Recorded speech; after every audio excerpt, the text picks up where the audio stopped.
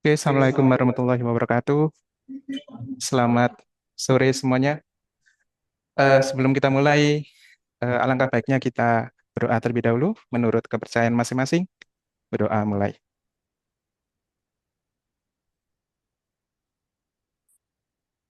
Berdoa selesai. Oke, terima kasih sudah hadir di acara Talk sore ini yang diisi oleh teman baik saya yang sedang studi S3 di Taiwan. Beliau akan membicarakan tentang korelasi kuantum. Untuk mempersingkat waktu, kita persilakan. Silakan, Mas Amru.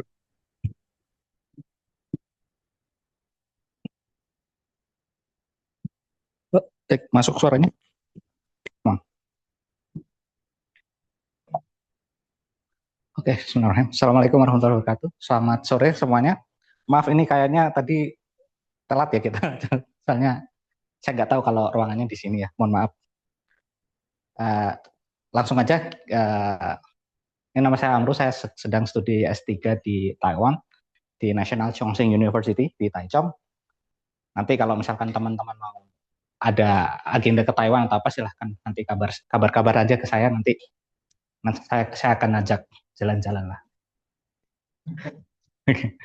Oke, jadi saya juga alumni Laftiva dari teori. Kemudian karena tersesat di teori, akhirnya ya tersesat aja sekalian.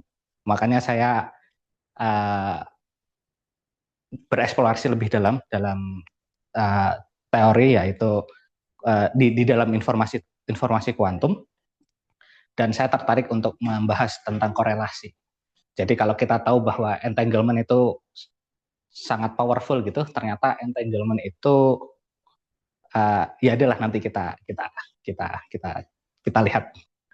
Nggak bisa mas. Besar.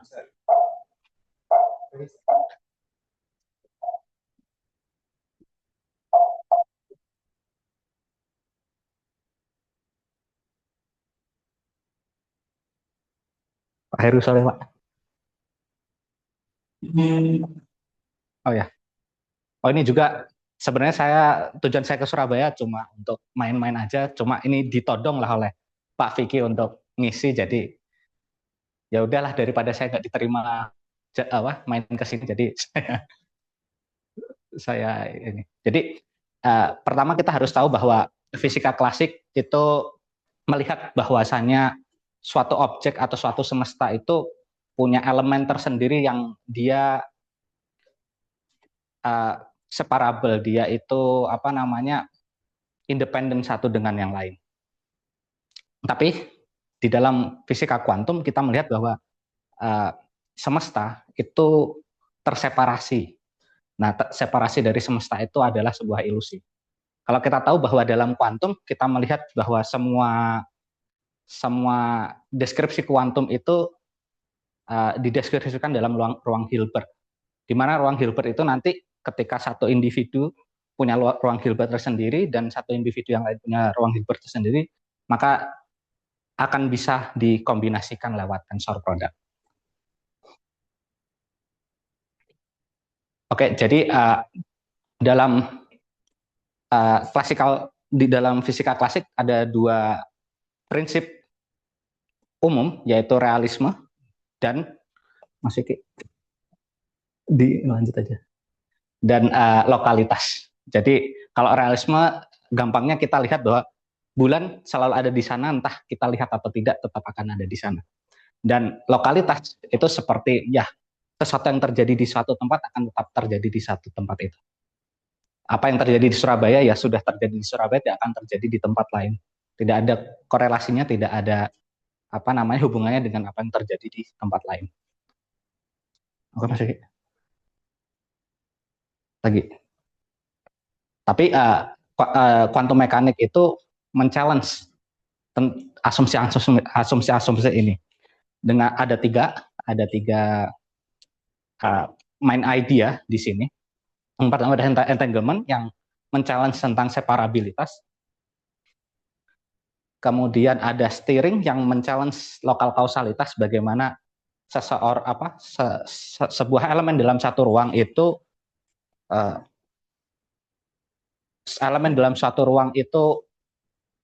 uh, berefek terhadap yang lainnya. Kemudian ada non-lokalitas yang membuktikan bahwa lokalisme dalam hal ini local hidden variable itu tidak relevan, tidak kompatibel dengan kuantum. Dan ini sifatnya hierarkial, jadi dia bertahap apa ya? Bertahap hierarkial apa? Uh, tersusun bertingkat gitu kan. Ya seperti ini. Sebenarnya uh, ada banyak udah silakan. Ada banyak korelasi-korelasi yang lainnya yang ada di dalam kuantum ini yang sebenarnya kita, kurang jelas, maksudnya dieksplor oleh banyak orang, tapi kita belum punya satu kesimpulan yang settle, gitu kan. Yang paling settle adalah tiga ini, entanglement, stability, dan non-locality. Nanti kita akan bahas tiga-tiganya. Yang pertama adalah entanglement. Nah, entanglement secara matematik tersusun atas, ya kalau kita bicara tentang dua parties, maka itu dapat dengan mudah dijabarkan bahwa mereka gampangnya hidup dalam ruang Hilbert gitu kan, di mana ruang Hilbert itu kita bisa buat umum lagi untuk masing-masing individu ini untuk hidup. Jadi katakanlah kalau kita punya Hilbert A dan B, ketika kita mau mengkombinasikannya kita hanya pakai tensor produk itu. Dan separabilitas itu bisa ya seperti yang kita tahu kalau entanglement, bahwasannya entanglement itu terjadi apabila equation pertama ini tidak terpenuhi. Jadi dia tidak bisa didefinisikan sebagai satu perbagiannya, per individunya.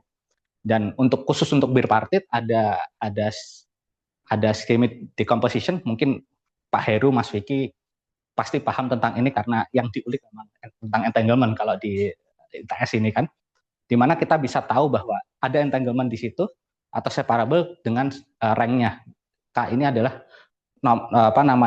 koefisien, jumlah dari non-zero koefisien yang ada di situ.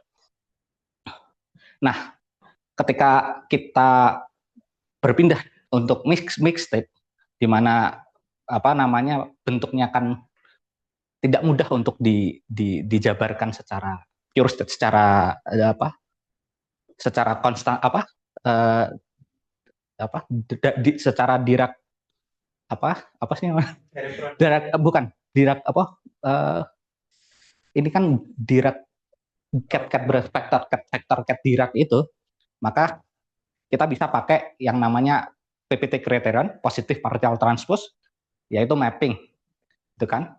Bahwasanya ini bisa dilihat suatu state itu bisa dilihat dia punya dia terjadi fenomena entanglement atau tidak ketika salah satu bagiannya ditranspos, gitu kan. Maka ketika salah satu bagian itu punya nilai eigen yang negatif, hanya satu, paling tidak satu negatif, maka dia bisa dikatakan entangled. Seperti itu. Kemudian kita bisa pindah ke negativity, di mana negativity itu mengukur seberapa besar sebenarnya atau seberapa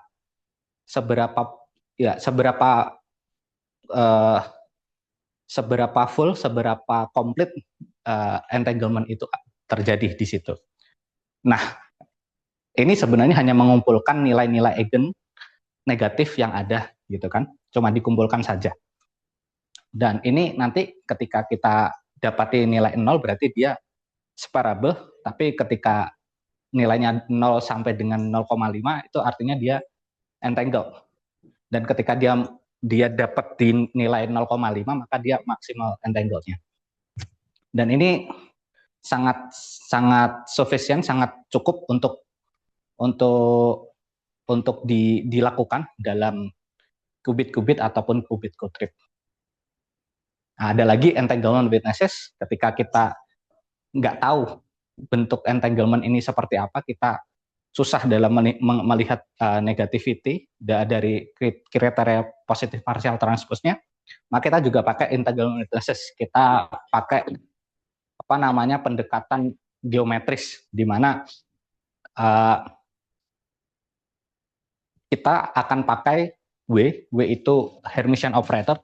Kalau gampangnya adalah kalau kita sudah punya definisi Pauli, operator Pauli itu bisa digunakan di sini.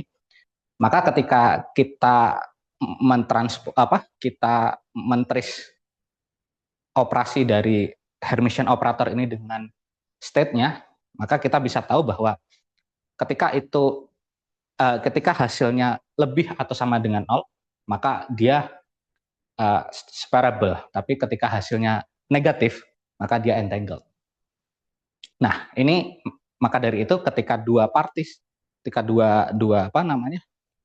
individu itu sharing sharing state gitu kan, berbagi state, maka untuk menentukan entanglement indices mereka harus sepakat, keduanya harus trust to everyone bahwa dua-duanya tuh memakai Hermitian operator yang sama.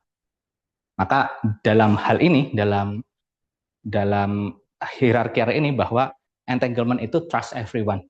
Jadi berapapun dia punya nilai, dia punya parties, dia punya bagian individunya yang ada dalam satu skenario itu, maka semuanya akan sepakat untuk menggunakan salah satu Hermitian operator yang sepakat untuk melihat bahwasanya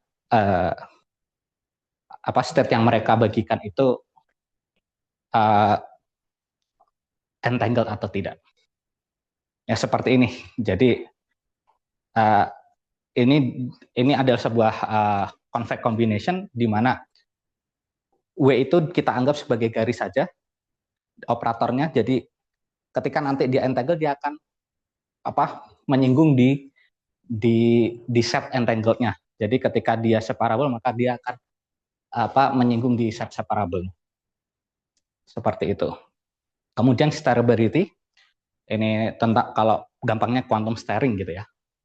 Jadi quantum steering itu kita melihat bahwasannya kita sepakat untuk punya suatu share state yang sama gitu kan. Dan kita tahu apa yang digunakan salah satu partinya, salah satu individunya, katakan Alice, punya measurement apa gitu kan. Dan ketika kita tahu informasi ini, kita sebenarnya bisa mengkonstruksi kemungkinan apa di output Bob yang bisa terjadi.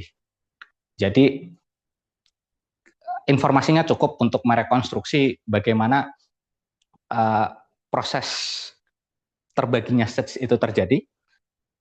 Tapi Bob tidak percaya, salah satu partinya tidak percaya apa yang dipilih Alice. Tapi karena Bob tahu bahwa Alice itu punya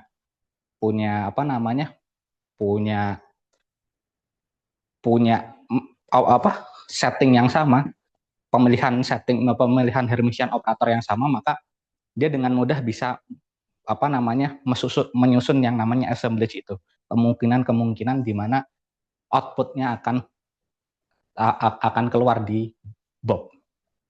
Seperti itu, maka akan mudah dikatakanlah ini yang merupakan assemblage, di mana kita hanya care terhadap apa yang dilakukan Alice, tapi kita tidak care apa yang dilakukan Bob.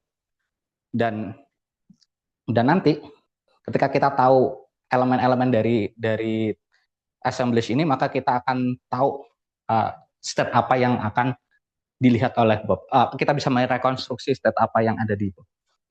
Seperti itu. Nah, untuk membuktikan ini, Bob itu tidak bisa melihat bahwasannya state-nya itu sudah ditentukan terlebih dahulu. Jadi Bob benar-benar tidak percaya terhadap salah satu Alice lah, salah satu partisnya. Maka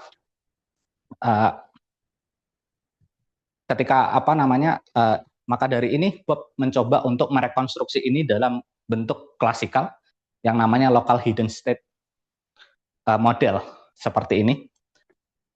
Jadi assemblage-nya representasikan sebagai dia seperti ada hidden factornya, ada sesuatu yang sudah predefined di awal. Dan apa namanya, hal ini ketika ini bisa direkonstruksi oleh Bob, maka itu tidak steerable. Jadi dalam kata lain, LHS ini, model ini harus gagal kalau Alice itu menstir apa yang nanti Bob dapatkan, seperti itu. Kemudian dalam setting two settings steering inequality, kita bisa tahu bahwa ketika Alice katakanlah kita punya skema bahwasanya Alice mengukur di Z dan X, maka Bob dengan mudah bisa menentukan assemblage-nya, yaitu assemblage X dan X gitu kan, Z dan X, dan Alice juga akan bisa menentukan result-nya apa. Dari situ kita Bob bisa men-set parameternya yang kemudian kita bisa tahu bahwa dari sini, dari persamaan ini kita bisa tahu ketika persamaan ini bernilai kurang dari 1, maka dia lokal, dia tidak terstir secara kuantum. Oke, masuk. Dan ketika dia kuantum, maka nilainya akan maksimal sama dengan akar 2, yaitu 1,4 sekian. Nah, sebenarnya steering ini bisa direkonstruksi dalam matematis yang namanya semi definite program. Jadi properties ini itu yang paling penting. Jadi kita bisa merekonstruksi itu sebagai linear program, gitu kan? Dan ini sangat amat simple untuk steering. Jadi kita merekonstruksi sebagai merekonstruksi probabilitasnya sebagai deterministic classical strategi, dan kita pengen tahu nih sebenarnya ada nggak hidden state-nya di sini, predefined hidden state-nya. Dan ini bisa mudah ketika kita tahu assemblage-nya apa, maka assemblage itu akan memenuhi ini tadi unnormalized hidden states-nya itu. Kemudian dengan persyaratan semi definite seperti ini, maka kita akan tahu ketika solusinya didapatkan, maka itu unsteerable, atau Alice itu hanya berkomunikasi secara klasik saja dengan Bob.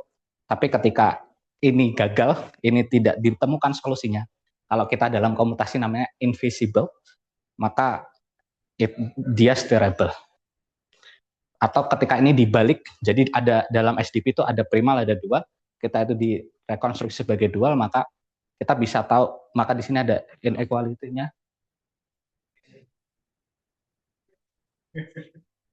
Maka di sini ada inequality-nya, dan itu kita bisa lihat ketika n itu lebih dari 1, maka state yang ter-share itu sparable. Seperti itu. Oke, ada pertanyaan? Ini kayaknya sulit juga dipahami.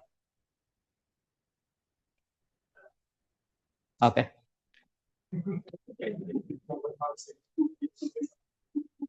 Nggak usah juga, belum sholat. Oke, jadi yang ketiga adalah non-lokalitas. Ini sangat gampang secara matematik, tapi sangat sulit secara komputasi, karena dalam non-lokalitas kita kita tidak terlalu peduli dengan definisi density matriknya atau assemblage-nya, tapi kita hanya bermain dengan probabilitasnya aja. Di mana probabilitas katakanlah satu skenario itu terdiri dari 2 parties, maka probability itu bisa didefinisikan sebagai joint conditional probability. Ini ada, bisa pakai nggak?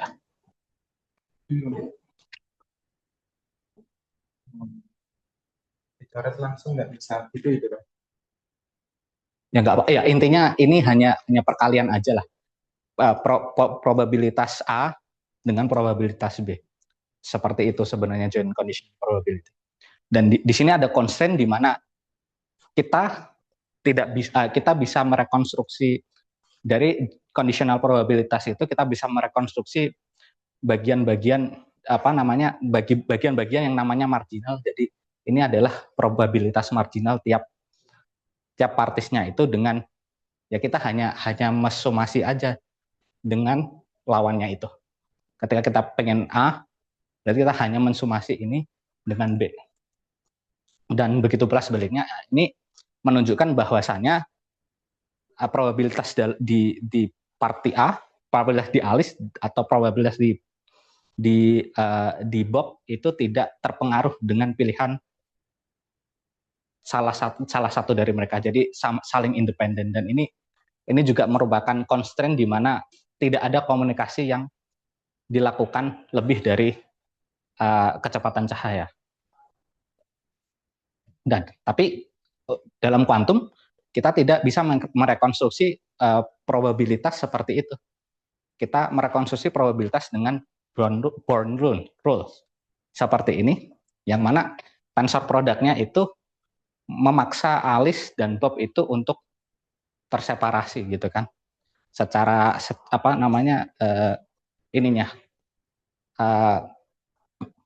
measurementnya gitu kan. Dan sebenarnya kita cuma pengen bertanya apakah probabilitas kuantum ini itu bisa dijelaskan dengan local hidden variable model. Nah, local hidden variable model itu adalah mereka mencoba menggabungkan probabilitas yang ini sebenarnya itu tadi kita bisa rekonstruksi sebagai joint conditional probability sebagai probabilitas yang sebenarnya mereka punya salah satu nilai yang tersembunyi yang mempengaruhi probabilitas A maupun probabilitas B. Dan ini sebenarnya juga independen terhadap satu sama lain, karena A tidak peduli apa yang dipilih B, tapi dia hanya peduli dengan suatu faktor, randomness share factor, yang kita sebut sebagai hidden variable itu. Dan ini secara komputasi, geometriknya ini adalah polytope.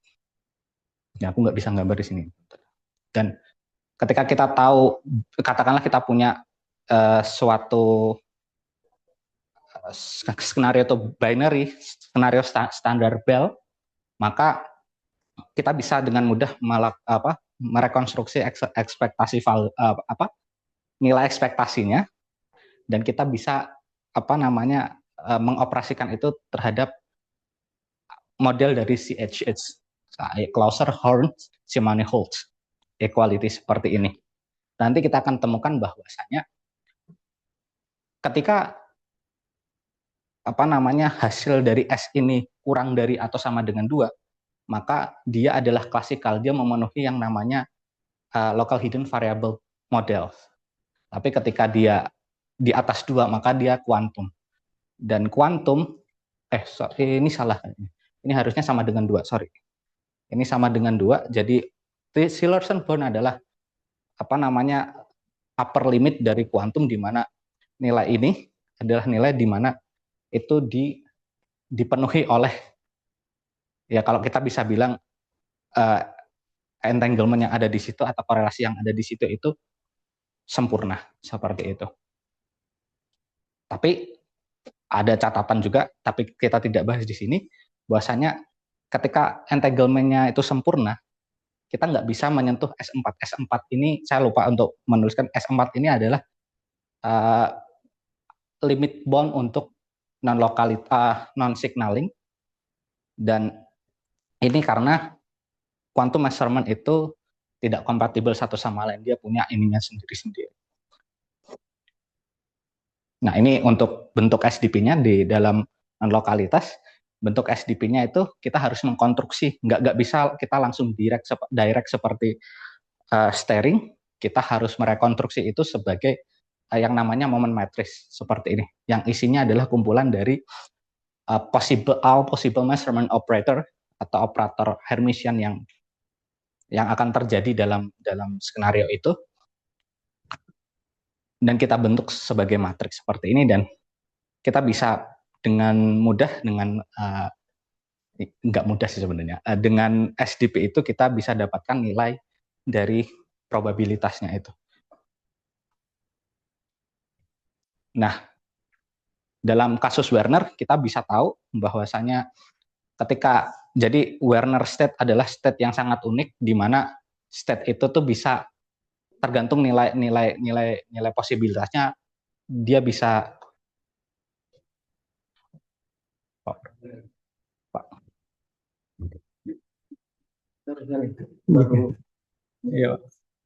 jadi nilai apa namanya status keadaannya lah seperti itu tergantung dengan nilai purity atau visibilitasnya yaitu nilai P, di mana ketika P-nya lebih dari sepertiga maka dia entangled, kalau lebih dari setengah maka dia adalah steerable, dan ketika dia lebih dari akar 2 maka dia non lokal. Dan ini hierarkinya di mana entangle itu sebenarnya menjelaskan bahwasanya kuantum itu bisa bisa bisa mengakomodasi yang namanya non separable state, dan itu bisa dilihat, bisa dideteksi ketika dalam satu skenario itu mereka trust everyone, kita sama-sama sepakat terhadap salah satu, ya tadi ya entanglement witnesses, kita sepakat terhadap satu Hermitian operator yang akan kita gunakan. Kalau steering dia menjelaskan bahwasannya ada kumpulan-kumpulan state yang bisa direkonstruksi oleh salah satu parties, dan itu tidak memenuhi local hidden state model, dan itu harus hanya butuh trust untuk kita hanya butuh peduli kepada salah satu partisnya saja.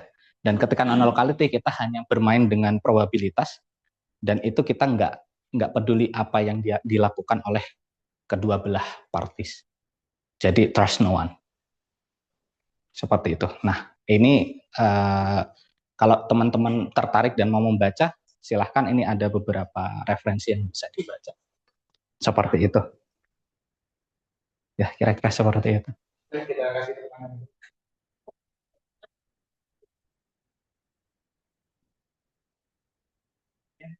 Jadi itu kan kayak topiknya chemistry Taiwan. Sambil menunggu mungkin saya mau tanya. Iya, boleh. Jadi ini sudah ada eksperimennya. Ketiganya sepertinya sudah ada. Ya, sudah ada semua. Non lokalitas sudah ada, steering sudah ada, entanglement juga sudah ada. Nah, untuk non lokalitas tadi itu kan dikatakan kita tidak percaya parti manapun. Kadang-kadang kita melakukan eksperimen dan ternyata setelah dievaluasi kebenarannya itu nilai klasik.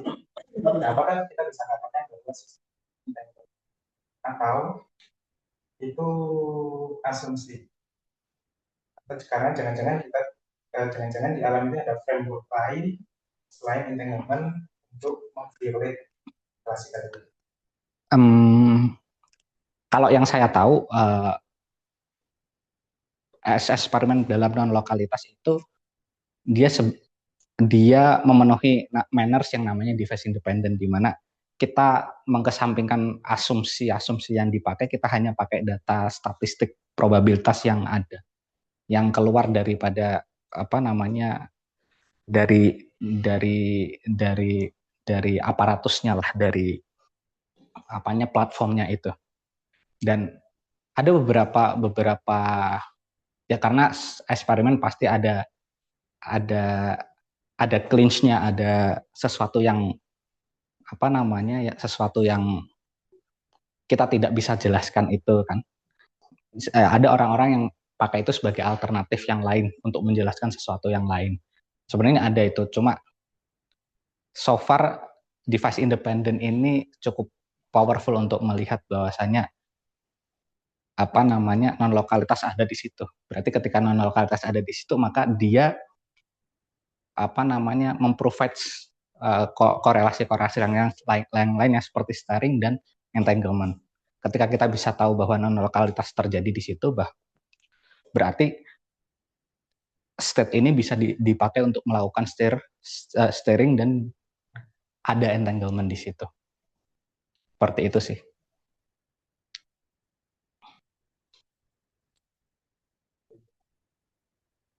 Iya,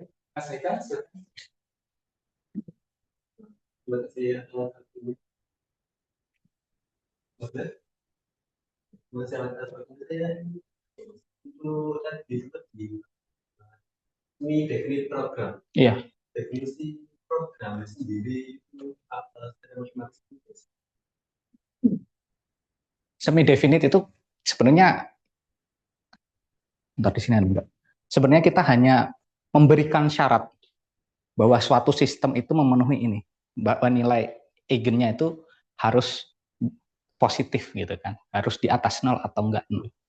Tapi jarang sekali ketika dikomputasikan nilai eigennya itu dapat nol. Ketika itu mengkonfirmasi suatu skenario yang terjadi. Sebenarnya itu cuma teknik komputasinya emang agak ribet. Jadi kalau kita punya suatu, ini kan sebenarnya kan apa namanya, struktur penulisan apa matematika linear kan, optimasi linear gitu kan. Nah, dalam optimasi linear itu ketika kita menambahkan satu, ini namanya constraint ya, atau satu syarat itu, maka struktur ininya tuh akan berubah juga.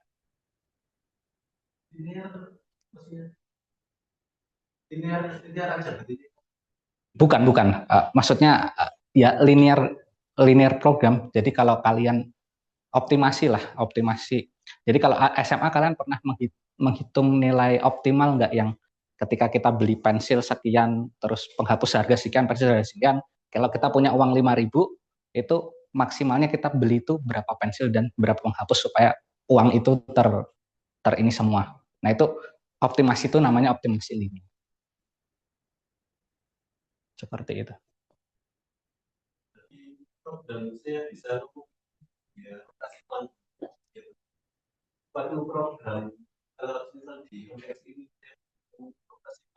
Oh enggak. Ini murni komputasi klasik. Bahkan bahkan ini belum bisa direkonstruksi dalam komputasi kuantum, karena memang benar-benar dia butuh yang namanya apa namanya random RNG, randomized number generator, yang itu bermasalah dalam komputasi kuantum. Belum punya properti yang fit untuk random number generator.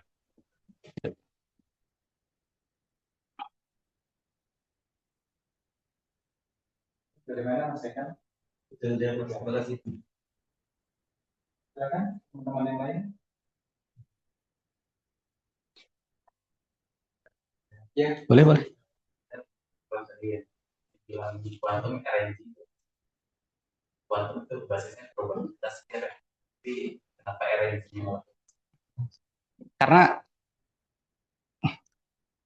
sebenarnya bukan RNG-nya bermasalah, tapi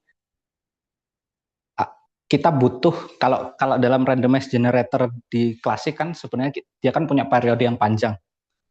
Dia kan hanya memanjangkan periodenya kan.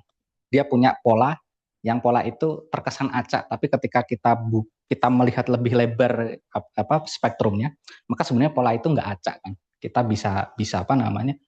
Bisa melihat pola itu. Saya juga menemukan, saya juga paham ini ketika saya ambil kelas permodelan matematika sistem Pak Basuki Widodo matematika. Bahwasanya dalam classical random generator itu sebenarnya nggak benar-benar random. Nah itu yang dibutuhkan sebenarnya untuk ini. Jadi bermasalahnya untuk ini aja sih. Jadi kita nggak bisa mengaplikasikan ini karena sistemnya probabilistik. Karena kan apa ya, modelnya ini kan seperti memberikan constraint, memberikan apa namanya nilai simpang, nilai ini. Jadi gimana ya? Seperti memberikan batas dan akhirnya dia terukur dalam satu set. Nah, set ini akhirnya nanti kita bisa temukan nilainya berapa. Kalau kita dalam komputasi, seperti kalian pernah dalam fisika komputasi itu ngitung pi dengan cara memberikan titik itu enggak? Ya, itu modelnya seperti itu. Sebenarnya itu kan random kan? Random number generatornya kan sebenarnya random. Tapi ketika itu bisa dikonstrainkan dengan baik, diberikan syarat dengan baik, maka kita akan menemukan nilai P yang kita inginkan. Itu sebenarnya pola yang kita inginkan, kita ingin aplikasikan di sini.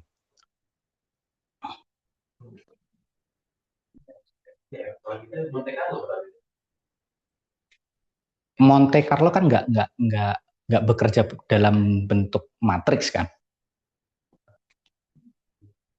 iya kan?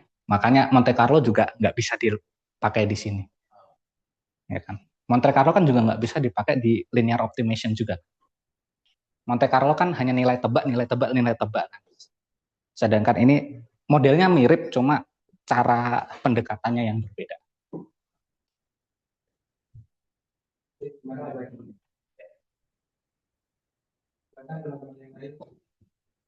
Tanya studi di Taiwan. Nggak terlambat tuh, iya, jangan lupa kalau Saya ditodong sama Mas Vicky, Pak. Saya ditodong aja sama Mas Vicky, Pak. iya.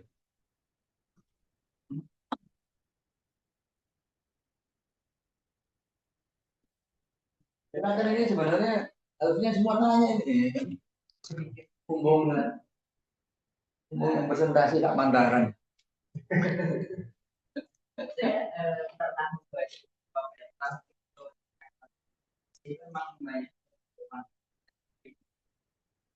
Di papernya itu yang saya sering menyebutkan tentang mereka nggak pakai ID, pakai hardware sendiri. Iya, benar. Untuk di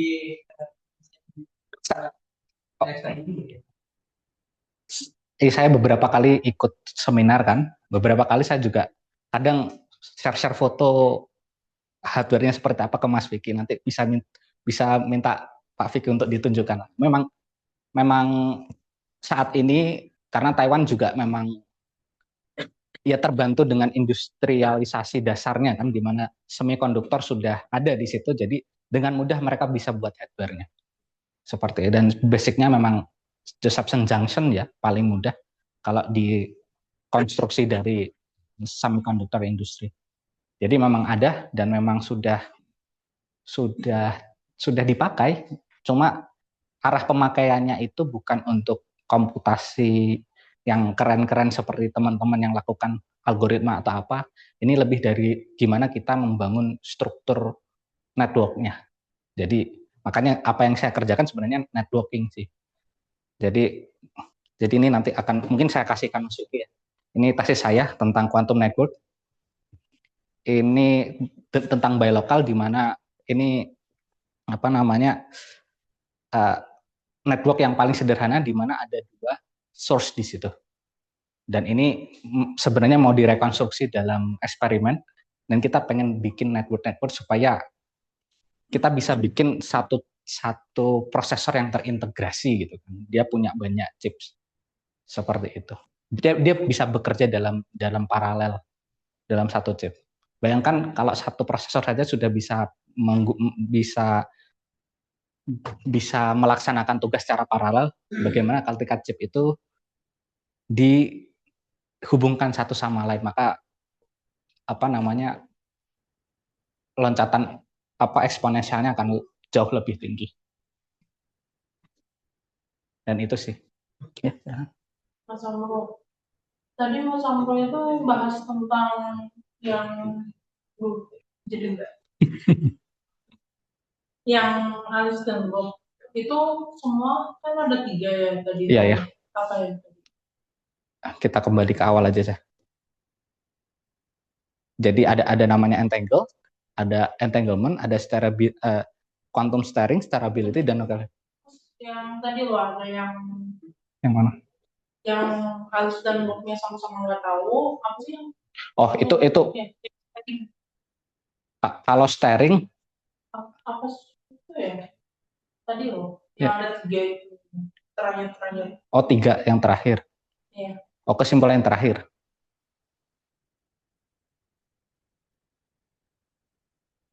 Ini. Nah, ya. Ini berarti kan kalau berdasarkan ras hierarki ini Berarti Alice dan Bob itu semuanya itu di 1, 2, dan 3 itu sama-sama tidak mengetahui apa sih? Tidak mengetahui apa yang dilakukan satu sama lain ya? Atau bagaimana? Jadi lebih ke bagaimana cara kita mencari tahu, bagaimana cara kita mendapati bahwa oh state ini entangled, state ini steering, state ini non lokal gitu kan. Kalau kita hanya cuma pengen cari entanglement-nya aja di situ, maka kita harus sepakat. Jadi dua party ini, dua Alice dan Bob ini harus sepakat untuk menggunakan satu Hermitian operator untuk melakukan namanya entanglement witnesses. Berarti informasi sempurna.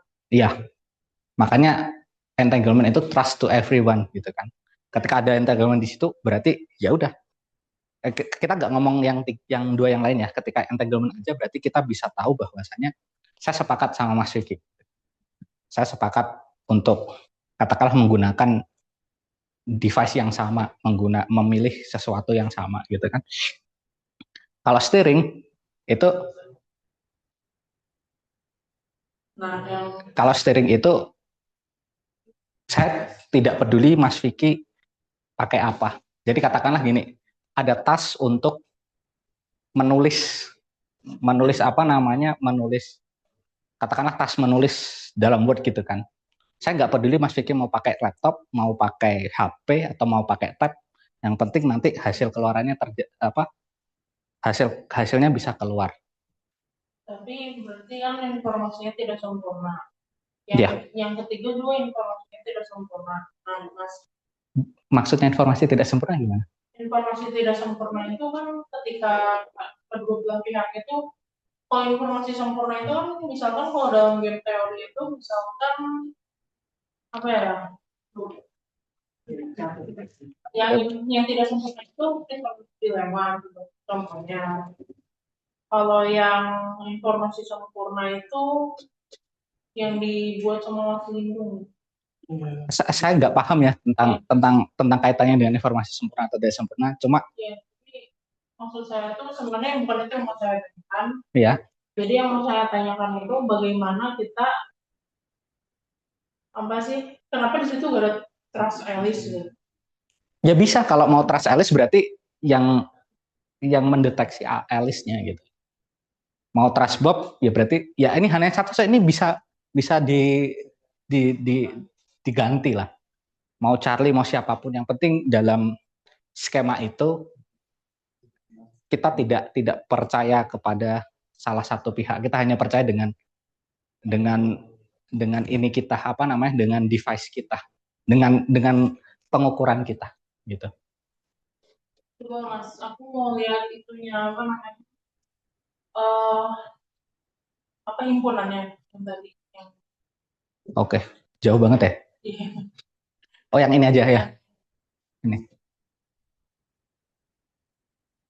Jadi himpunan ini juga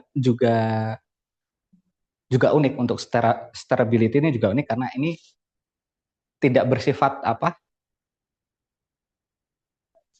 asimetrik ya. Ini sifatnya asimetrik. Jadi steerable itu tidak bisa nggak bisa apa ya? Tidak bisa gimana ya ngomongnya? Asimetrik itu, Mas. Iya benar, nggak bisa dua arah kan, satu arah kan tetap milih kan. Cuma dalam hierarkinya sama sih, nggak apa. Ya udah dalam generalnya seperti ini. Kalau itu asimetrik itu kan hanya bentuk teknisnya aja kan.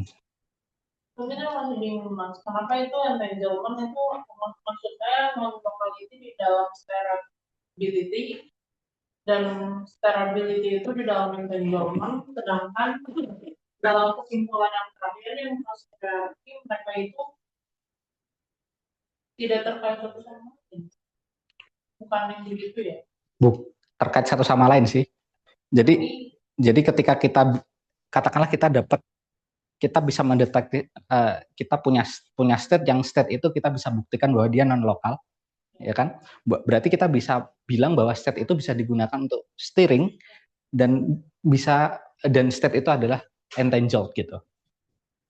Tapi ketika kita tahu bahwa state itu entangled, kita nggak bisa ngomong bahwa state itu bisa dipakai untuk steering ataupun dia dia memenuhi kaidah non lokalitas. Tadi itu steering itu berarti sama dengan dua ya? Sama dengan dulu. Bukan yang apa ya tadi? Oh, S-nya. Ya. Bentar. S-nya akar 2. Ya, yang 2 akar 2 itu. 2 akar 2 itu untuk non lokal. Oh, non lokal. Iya, iya. Gak apa-apa, seru kok diskusi itu. Ini kan mau Oh iya.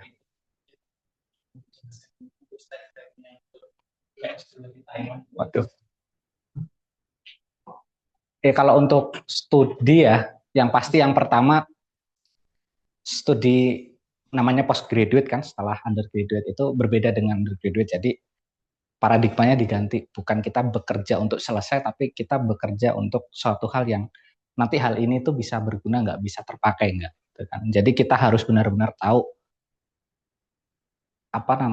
keinginan kita apa, kita pengen belajar tentang apa. Itu yang paling penting, dan temukan supervisor yang bisa mengakomodasi itu. Soalnya ketika kalian memakai metode S1, ketika kamu masuk, kamu nggak tahu mau cari apa, terus baru menentukan di akhir-akhir seperti itu. Ada yang mau masuk teori, masuk akustik, masuk ini. Perjalanan untuk kamu meneliti di topik kamu itu sangat amat sebentar. Seperti itu. Jadi mulai dari sekarang ketika kalian pengen meneruskan S2 atau S3, carilah kamu pengen ngulik apa. Dan ketika pengen ngulik apa, kalian cari supervisor yang kira-kira punya kerjaan yang sama atau enggak. Seperti itu yang paling penting. Yang kedua ya disiapkan aja dokumen-dokumennya. Dan kalau di Taiwan tuh ada skema seperti kita kerja sama seperti saya tidak dapat beasiswa dari pemerintah maupun dari kampus. Saya kasarnya digaji sama profesor saya untuk melaksanakan riset ini. Seperti itu. Dan itu bisa ditanyakan ketika nanti kalian sudah menemukan supervisor yang menurut kalian tepat. Itu sih, cari supervisor paling tepat. Karena sepanjang saya kuliah di sana 4 tahun ya, hampir 4 tahun ini banyak orang-orang yang protol karena dia nggak tahu, dia cuma daftar aja tapi dia nggak tahu dia pengen ngerjain apa. Ada beberapa yang pulang tanpa bawa apa-apa, kan sangat amat disayangkan. Seperti itu. Ya. masih terkait itu. Jadi kan di sana lo bisa meyakinkan supervisornya apa Yang disiapkan adalah tekad kamu sih. Maksudnya kamu pengen tahu sejauh apa dan kamu pengen tahunya seperti apa. Makanya cari yang benar-benar cocok sekalian, dan kamu paling tidak bacalah penelitiannya apa. Kalau katakanlah Mas Vicky fokus ke teleportasi gitu kan. Kemudian kamu pengennya di quantum computing gitu kan. Kemudian kamu reach out Mas Vicky dengan punya keinginan seperti ini, mau ngerjain ini gini, kadang juga nggak sejalan karena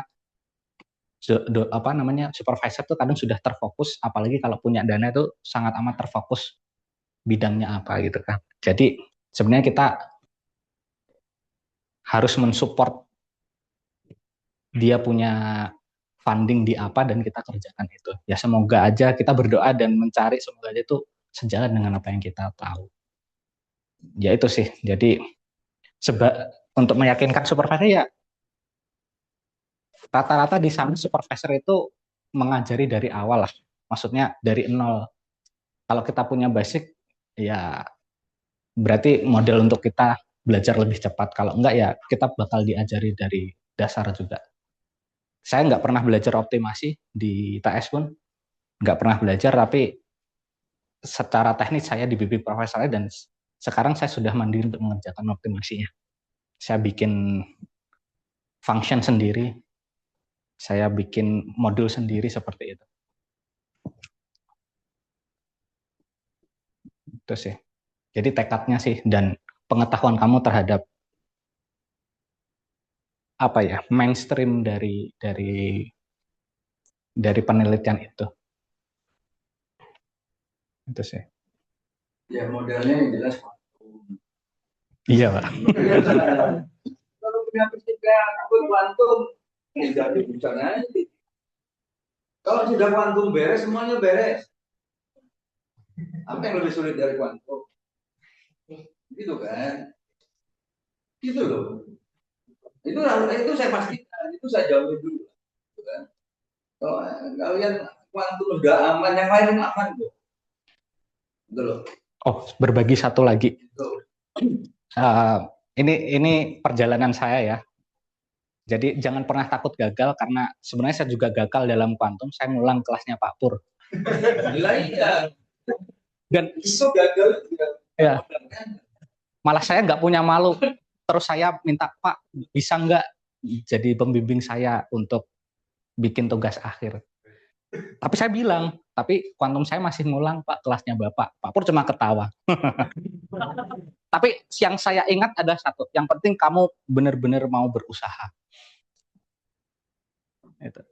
Keluar ruangannya Pak Pur, padahal saya cuma ngomong itu, saya dikasih buku banyak tuh. Saya ingat sekali waktu sidang proposalnya Mas Fatih itu setelah itu. Ya pokoknya kerja keras lah. PhD itu nggak butuh pinter, butuhnya orang yang berjuang gigih. Enggak. Kalau sistem timur itu memang gitu loh ya. Jadi begini, kalau sistem Jepang, Taiwan itu memang yang penting dulu lah. Tapi kalau sistem Amerika itu harus berdiri, gitu loh. Ya, jadi kalian yang mungkin masuk 5-20% itu bolehlah ke Amerika. Kalau enggak, cukup di kawasan timur itu yang penting boleh. Gitu. Jadi itu memang karakter umum. Makanya kalau Jepang itu kuncinya itu sebenarnya kita membuat happy sensei kita. Ya, dan kondisi baik buruknya kan seberapa lama kita bertanding ya. Bukan kalian itu, promosi enggak, kalian pinter tapi kalian attitude-nya buruk. Kalian ditanya apa? Ini mau orangnya ini ayo pesta minum sampai enggak aja saya enggak ini gini. Dilarang kalian besok ketahuan gitu. Wah udah bubar kalian. Jadi begitu ngomong seterusnya saya pulang gitu. Iya. Udah lulus, saya mau pulang nih, nggak mau apa. Gitu. Jangan sekali-kali kemudian daftar di tempat lain. Karena di sana kan sistemnya udah kokoh ya, jaringan antar profesor itu udah kuat. Jadi kalau kalian ngomong A tapi larinya B, ya. Ya. Jadi apa? Saya ingin memastikan gitu. Kan core-nya di kuantum, core-nya di fisika itu kan kuantum, gitu. Ya. Jadi kalau kalian itu sebenarnya bagus di kuantum, itu kan sebenarnya kalian special function udah bagus ya. Apa namanya? Algebrainya bagus, tata bagus. Itu sebenarnya kenapa saya katakan kuantum di situ. Karena begitu bicara ruang Hilbert dan lain-lain itu kan konsep ruang vektor, gitu kan? Gitu. Ya, coba kalau kalian menyelesaikan bersama dengan atau hidrogen, nanti di situ kan special function. Polynomial masuk kan, gitu dan itu gitu. Ya makanya kan saya sering bilang, kalau kalian Prismat itu udah selesai, sebenarnya 50% perkuliahan fisika udah selesai, gitu kan. Selebihnya diterapkan di kuantum lah, di teori medan EM lah, di fluida lah, gitu kan. Nah itu,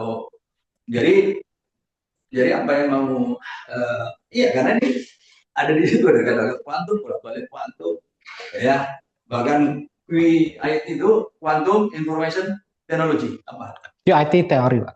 oh teori ya itu jadi saya pikir udah masuk teknologi kan ya jadi gitu ya pastikan bahwa Anda tidak alergi kuantum ada Anda ketemu Pak Heru, ketemu Pak Vicky, ketemu saya, Anda tidak grogi itu sudah satu modal. Kalau ketemu saya grogi, sama punya tekad kuat ya. Gimana mau menjadi bagian dari negara maju gitu kan? Iya, belajar kementerian aja lah kalau gitu ke Gunung Kawi kan. Belajar Bandung. Ya, iya, iya kembali lagi tekadnya harus kuat ya. Oh ya, berbagi lagi, walaupun kerjaan saya terkesan matematis sekali di sini, saya ketika seperti kalian, saya kalkulus, sekarang apa? Matematika 2 ya. Matematika itu saya mengulang, Fismat 3 atau 2 saya mengulang, kuantum juga mengulang. Tapi saya malah justru terjunnya di dunia yang matematis sekali lah seperti itu. Jadi jangan pernah takut gagal, ketika kalian punya tekad kuat pasti ada jalannya.